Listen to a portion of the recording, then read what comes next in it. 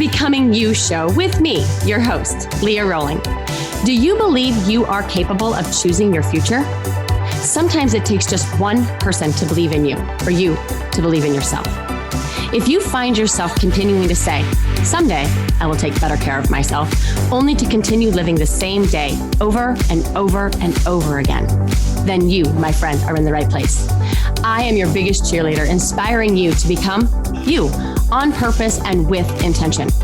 Are you ready to create a life you love? I'm excited to share with you some big ideas that you can use today to inspire, impact, and influence your life and everyone in it.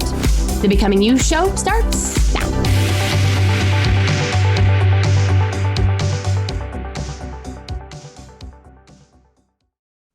Hello, my friends. How are you?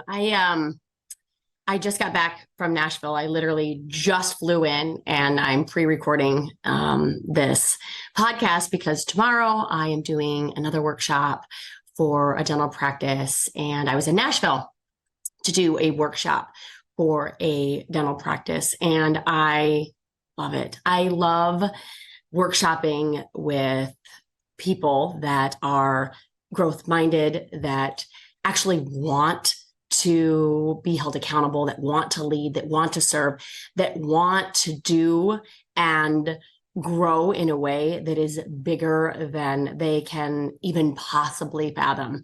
And it's such a delight when I get to do that. So my husband is my travel agent. He got me there. I did the workshop. We had a little bit of fun in Nashville last night, flew home this morning, and here I am talking with you.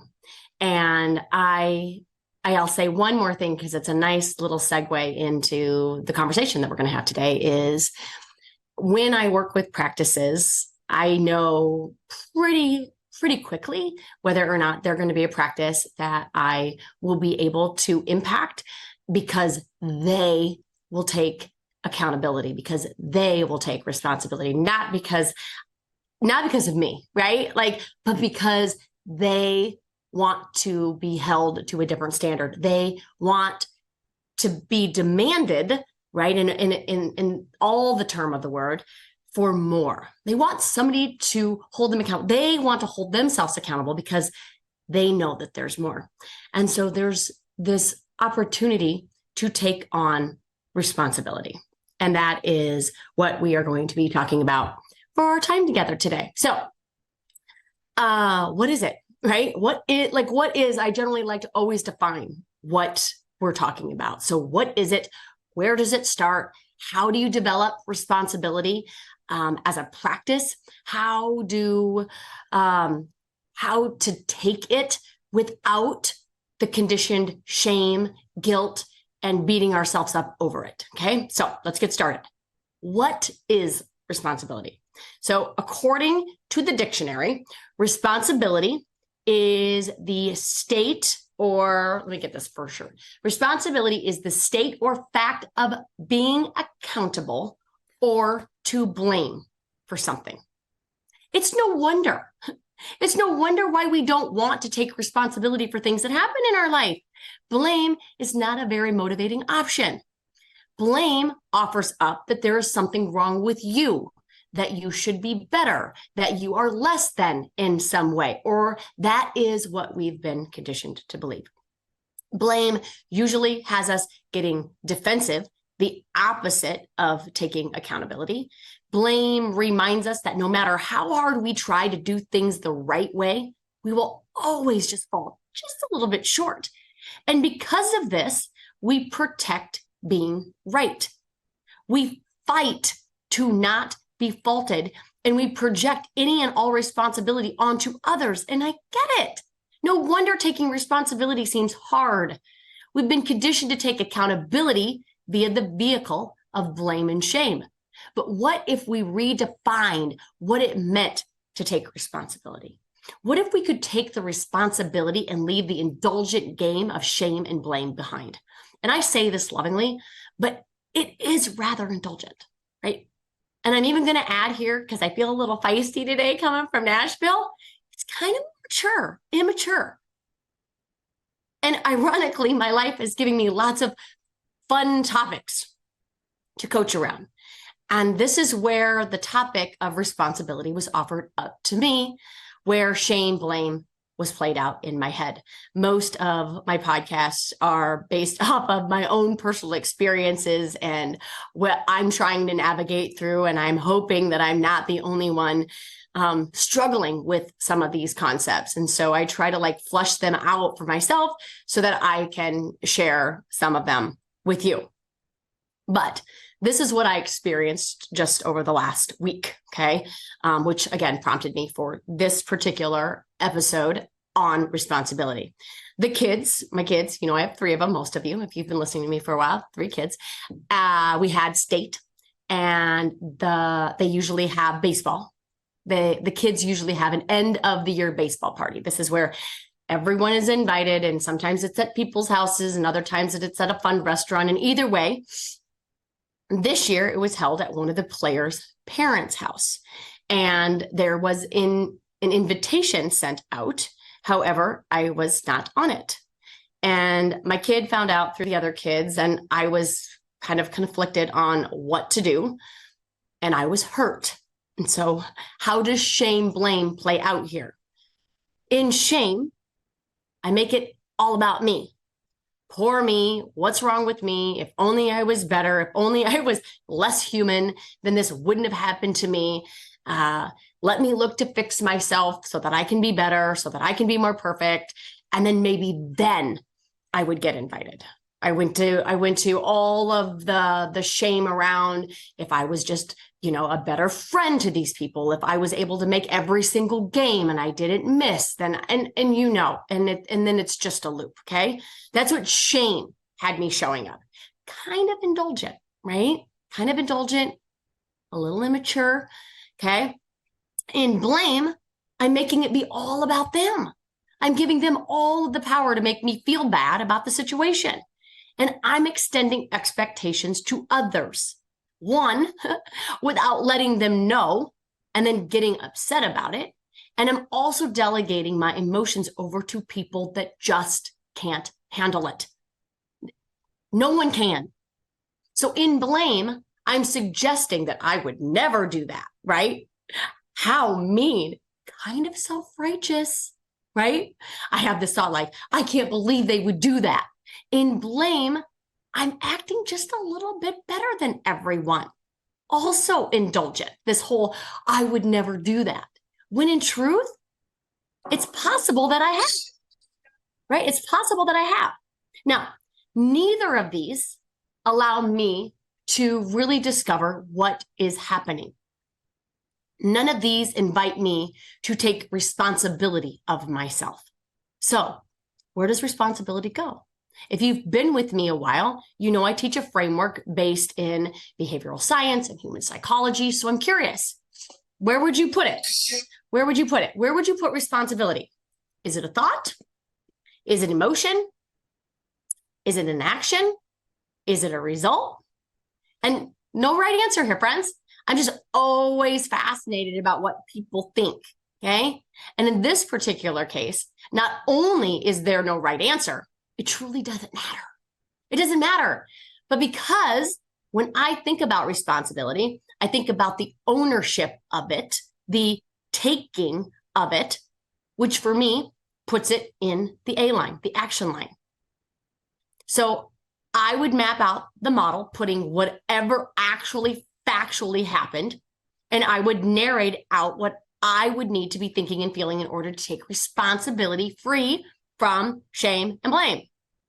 So a thought like, I shouldn't have done that. That was so stupid of me. I should have just joined them and inserted myself into their conversation. That was dumb. The whole thing was dumb. Okay. That thought makes me feel awful. It does. It makes me want to run. It makes me want to hide. It does not invite me to take any responsibility from a place of compassion and growth. Okay. I also had a thought like, how dare they? How rude. I can't believe they would do that. I would never do that. And they call themselves friends. Yikes. If so, right, I'm a big no on that, and so forth and so on. Okay. That thought also makes me feel awful. It it makes me want to avoid. It makes me think, even if just a little bit, like I mentioned before, that I'm just a little bit better than they are. And I talked about this last week on the show. Pride says, I'm just a little bit better, which is a lie. And from a place of pride, it is very, very hard to tap into this responsibility that I'm going to talk about today, right? This whole thought, this whole notion that they were the ones in the wrong. They were the ones that didn't invite me. So what is the thought that is going to have me take responsibility in the action line of the model? Okay, because thoughts and blame and shame do not, right? Thoughts that I should be better and I would have been invited, thoughts that they should be better and invite me, do not allow me to feel like taking responsibility. So here's the one I landed on. Why does anyone have to be at fault? So can you apply this to whatever situation you might be going through right now? Wherever it is that you're placing either immense blame, they should be different, they should be better, right? Or immense shame, I should be different, I should be better, okay? And can you find yourself with me right here in the middle of this situation and ask, why does anyone have to be at fault? Why do we have to blame or shame anyone? They did what they did. Okay. And that created their experience of what happened. And I did what I did in response to what they did. And that created my experience. So I like to ask myself here, if I had to come up with something that was my fault, what would it be? Okay. Now, friends, before you freak out on me, I'm not doing this to placate. I'm not doing this to be a doormat. I'm doing this because I have learned that if my life and my experiences in it are not my fault, rather they are at the whims of what other people think, feel, and do, I become not only disempowered in my life, but I give up complete control to people that, although I am sure mean well, do harm. I want to own something about the experience, anything, because I know, although a lot of situations and circumstances are out of my control, the way I experience it is 100% in my control. And I'm going to say that again. Although a lot of situations and circumstances are completely out of our control, the way that I experience it, the way I show up, and ultimately the results that I create by way of me showing up in the way that I do or don't is 100% in my control. Okay, so this is what I came up with. These were some of my thoughts that allowed me to take the ownership that was required, the responsibility that was required to shift me into being the person that I want to be. Okay, here's number one thought. I could have called when I found out to see if I was invited or if they prefer that I just drop off the child. Okay. I could have inserted myself in the group conversations when I got there instead of alienating myself and then blaming them for it. I could have had a call post-event and offer up how I was thinking and feeling and what I made it mean when I was not invited.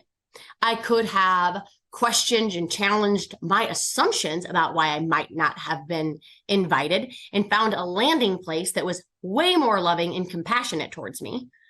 I could have dropped it hours before I did post and not let the worry ruminate into doubt. And now once I unpacked all of these opportunities that came with responsibility, it was easier to flush out a thought that is not shaming of me and not blaming of them. It looks like it's possible that I was wrong about what happened. It's possible that I was right. It looks like me embracing the whole truth. My feelings were hurt, but that does not necessitate hurtful thoughts. I felt left out. I felt excluded, but it doesn't mean that I should leave myself out and exclude myself. The allowance of the take is always preceded by thought work. There is no taking responsibility without it. Friends, we are not wired to be wrong. We are not wired to be faulted. So we must do the thought work required in order to be someone, thinking, feeling, that can step into our personal power and take responsibility. So how do we practice responsibility? It's really more of a question of how do we manage our thinking? And so I'm going to offer you 4 ways, okay? The first one is remove. The second one is then we rebalance. Third, we restore. And fourth, we rewire. But before I get into how this works out in our mind, I want to give you an example of how it works out with something practical, something that's tangible, something that you can understand, especially if thought work and mind management is new for you. So I'm going to introduce this concept as it relates to how it works in our pantries, in our kitchen pantries. So I used to, when I was in weight loss and when I was a health coach, spend a lot of time in healthy living and fitness training and weight loss. But I used to go into people's houses and do what I call a pantry makeover. And so what does this look like? First, I would remove, which is the first step, I would remove pantry items that just created temptation for my client and would sabotage their progress. We would remove packaged items, foods that contained OSE and massive amounts of food dyes. We would remove anything that they use very, very frequently that we could do a good, better, best option for, right? We would remove anything that might make it harder for them to choose, okay? Then we rebalance, okay? I coach 80-20 as it relates to our fitness and health goals. So how can we set up the balance in the pantry to reflect that, okay? Restore. Okay, we hit the grocery store and we restore with different options to choose. Again, I want you to think good, better, best. What are the food items that support my health goals, right? My fitness goals, my progress. And then lastly, we rewire the pantry to set it up for success. What does that look like? That looks like practicing stocking the pantry with foods that fit in good, better, and best for our nutrition goals. We rewire our relationship with our pantry, right? Our pantry is no longer the place that we go to escape emotions, but rather a place to fuel our soul. We rewire our relationship with food. There are not good foods and there are not bad foods. There's just food. And how you think about food will ultimately determine your success in this area of the weight loss, health gain equation. Okay. So now that you know what a pantry makeover looks like, what does this look like? What does this look like for a mind makeover? Okay. So remove. We need to remove, declutter thoughts in our mind that no longer serve us. It's the same rule of management. Okay. We hire slow, we fire fast. We need to fire the thoughts that keep us stuck in judgment, that keep us in scarcity, lack, not enough, that keep us stuck in shame, blame, that keep us stuck in our fixed beliefs, which means we need to be aware of thoughts with shoulds. We need to be aware of thoughts that are in not enough money, not enough time, not enough resources, not enough experiences, not enough love.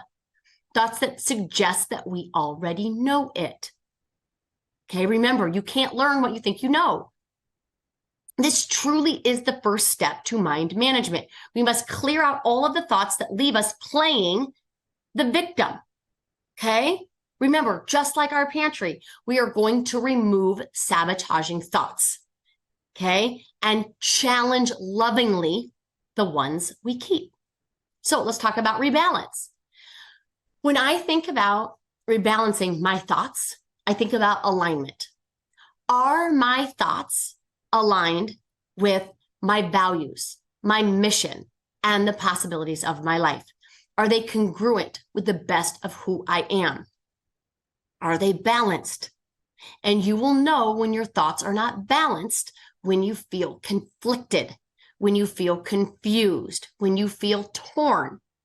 Any thoughts that leave you doubting what to do, doubting who you are, and doubting what that next best action is, means that we have a balance issue. We have an alignment issue. We have a congruency issue. I absolutely had an alignment issue with my thoughts once I thought I had cleaned out, right?